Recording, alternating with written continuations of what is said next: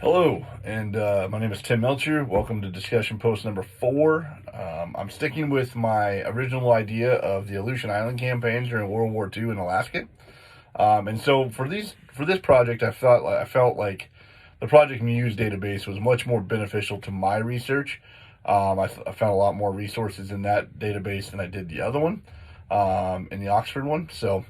But I'm going to cover a few of those resources that I found in the Project Muse database.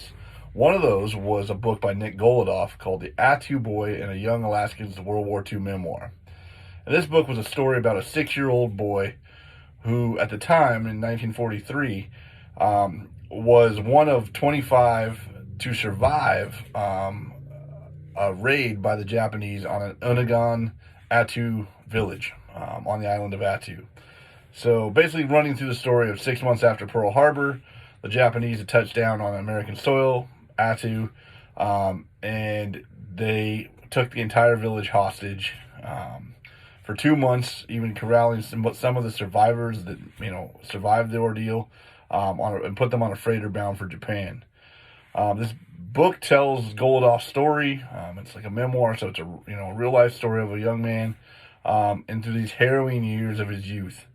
It also offers a rare look into civilian prisoners and their captors in World War II era Japan.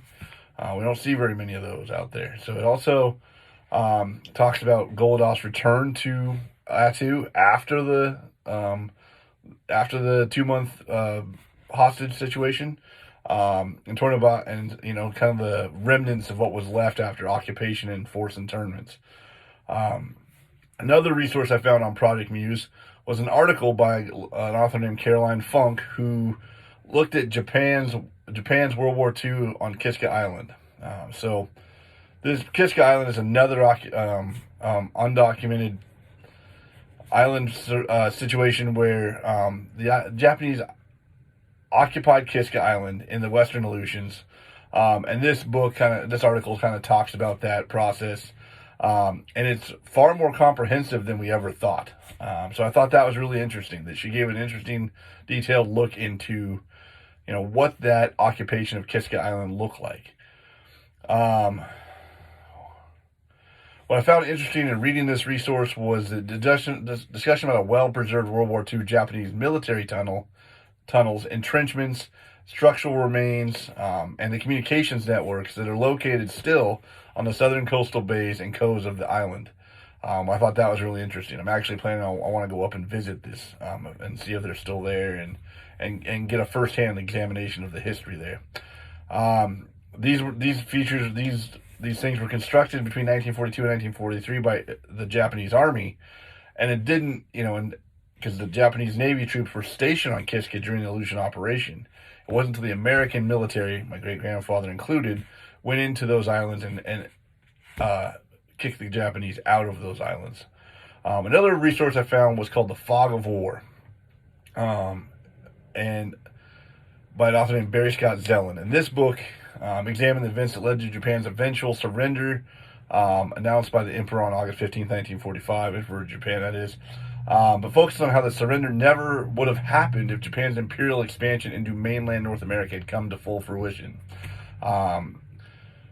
From the restoration of U.S. sovereignty over the island of Kiska and Alaskan Aleutian Island chain in 1943 to the Emperor's dramatic surrender. And it kind of goes through this historic importance of the war in Aleutians, and it can't be discussed enough, he feels. And I agree with Zellin. I think that it's the most puzzling part when you look at this whole campaign and about the Aleutian Island campaign is its view that the war in the Aleutians has become one of America's forgotten wars.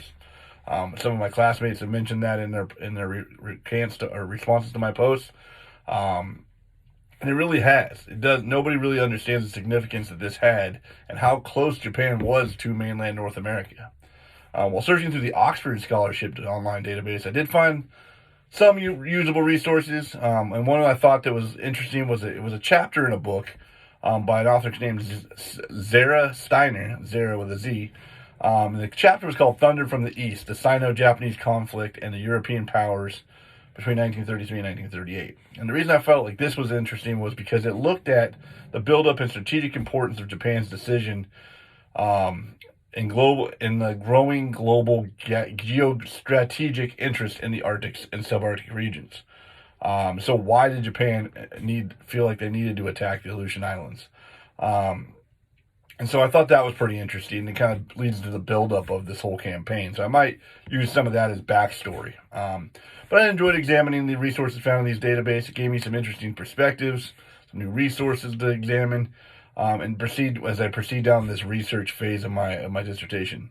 I think there were many resources in Project Muse that I could go back and take a look at that I didn't cover in this. And so I'm eager to look at some of those as I progress in this process. So thank you.